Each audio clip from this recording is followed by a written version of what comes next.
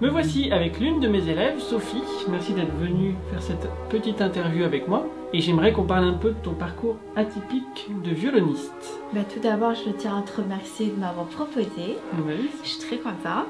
Et j'ai hâte de découvrir tes questions que tu vas me poser. Qui sont peut-être des questions pièges. Alors tout d'abord, qu'est-ce qui t'a poussé à te mettre au violon? Mon père, lui, mettait beaucoup de musique classique à la maison. Puis il y avait des musiciens dans la famille. Puis je trouve que c'est vraiment un très bel instrument. Puis dans ma vie, j'aime bien me lancer des défis, des choses bien compliquées. Ah oui. Et j'aime beaucoup sa sonorité, l'âme du violon, Oui. les notes. Mes parents Ils m'ont pas imposé en fait. C'est moi qui ai voulu et en général, quand c'est nous qui prenons la décision, on s'y tient. Et pourquoi tu t'es pas mis avant 14 ans? Avant, je faisais de la danse classique. Donc je pouvais pas non plus faire trop de choses en même temps, en plus d'un emploi du temps bien chargé. Je faisais du piano, en plus de la danse classique. Est-ce que la danse classique, pour toi, ça t'a aidé pour le violon? Indirectement, oui, je pense. Ouais. Au niveau du rythme, de la posture. Parce que tu t'es senti plus fluide, moins crispé, ou tu as trouvé ton alignement, tu étais plus détendu? Oui, on peut dire ça. D'accord. Parce que je te dis ça parce que moi j'ai commencé la danse adulte. Tu as commencé enfant, c'est vrai qu'adulte on a plus d'appréhension. Donc, oui, mais étant donné que toi tu as fait du violon dans le... Oui, j'ai commencé par le violon avant de faire la danse. Mais je me dis que ça aurait été peut-être mieux le contraire. Quand j'y repense. Ça aurait été bien que je commence par la danse parce que j'ai eu beaucoup de problèmes physiques quand j'étais étudiant. Parce que justement, j'avais pas cette prise de conscience de mon corps et donc je faisais des choses qui n'étaient pas très naturelles. Ça m'aurait fait gagner quelques années si j'avais commencé par la danse classique. Et en parlant de danse classique, justement avec l'aspect assez technique de cette discipline, quels sont pour toi les plus grands défis techniques du violon? En premier, pour moi, je dirais la justesse, ouais. La sonorité et aussi la posture. D'avoir vu tes vidéos et tes conseils, ça m'a aidé. D'accord, donc tu te sens plus aligné. Oui. Et la danse aussi, je suppose que ça t'a aidé. Exactement. Et le piano. Enfin, tout ça, ça se recoupe finalement. Plus on fait de choses et plus on... Après, faut pas trop se disperser non plus, mais je trouve que chaque discipline rajoute quelque chose, si on a le temps. Et le fait de faire de front du violon, du piano et de la danse classique, est-ce que c'était pas trop compliqué à gérer tout ça en plus de tes études? Étant donné que je sortais très peu, donc j'avais le temps de me consacrer... Tu voulais pas sortir ou c'est tes parents qui voulaient pas? C'est plus, oui, mes parents, plus ma mère en fait, elle m'a un peu trop protégée, mais bon, c'est pas très grave. Du coup, je me consacrais sur la musique. Ça rigolait pas à la maison, quoi. Non. Très impliquée dans ton éducation. Tu bossais du matin au soir. Du matin au soir et je lisais beaucoup aussi. D'accord, eh ben. Voilà. Tu regrettes ou tu te dis que c'était intéressant comme enfance? Non, je regrette pas du tout, hein. Je suis très contente. Aujourd'hui, tu es contente de pouvoir faire toutes ces disciplines? Oui, et je suis fière d'être la femme que je suis. Très bien. Oui. Et qu'est-ce qui t'a poussé d'ailleurs à me demander des cours particuliers? En fait, j'ai regardé des vidéos sur YouTube et je suis tombée sur toi. D'accord. Donc j'ai regardé des conseils sur le violon? Oui, des conseils tout bêtement.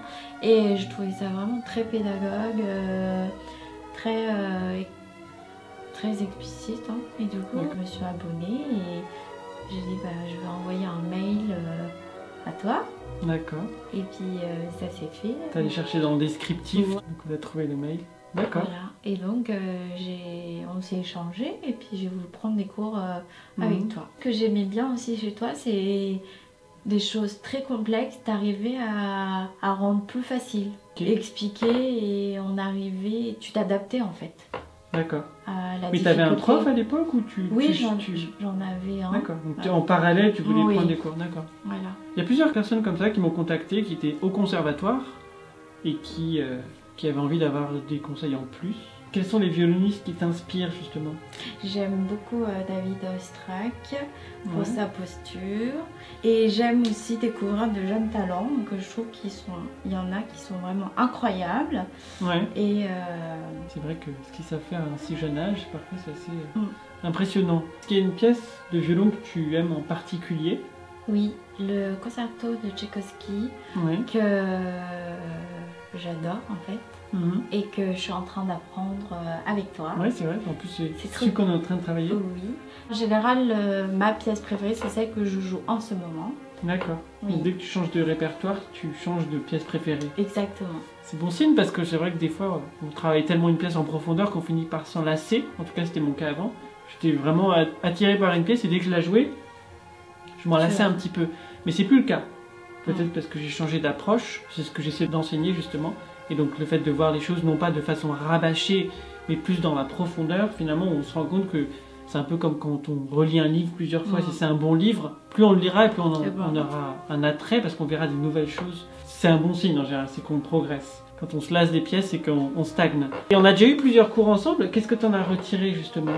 Bah déjà, si j'ai continué à prendre des cours avec toi, c'est que je trouve que tu es très pédagogue, tu es patient, et puis tu t'adaptes beaucoup à l'élève, aux difficultés, et tu mets en avant les capacités de l'élève. C'est une forme d'intelligence, ça. Et d'ailleurs, est-ce qu'il y a quelque chose que tu aimerais dire aux personnes qui nous regardent? Il faut rester motivé et être persévérant, travailler tous les jours à faire... un petit peu, c'est mieux que rien. Voilà, c'est ça exactement. Et aussi aller au concert pour entendre de la belle musique et soutenir les artistes. D'accord. Bah, écoute, merci d'être venu faire cette petite interview et puis j'espère qu'on t'entendra bientôt en concert. Pourquoi pas, hein. C'est ce qu'il faut se dire. Voilà, c'est plus motivant que juste travailler pour travailler, c'est toujours bien. Même si beaucoup des personnes qui me suivent veulent juste progresser pour le plaisir, ce qui est déjà la première chose. Mais c'est vrai que c'est motivant quand on a un objectif de jouer en public. Que ce soit beaucoup, avec peu de monde, peu importe, c'est toujours l'idée de se confronter à un public. Pour moi, c'est la meilleure façon de progresser, même si c'est pas toujours très facile. Et plus on le fait, plus on prend du plaisir. Et je pense de partager la musique avec d'autres, c'est la plus belle récompense d'un artiste. Merci beaucoup et puis j'espère qu'on se reverra très bientôt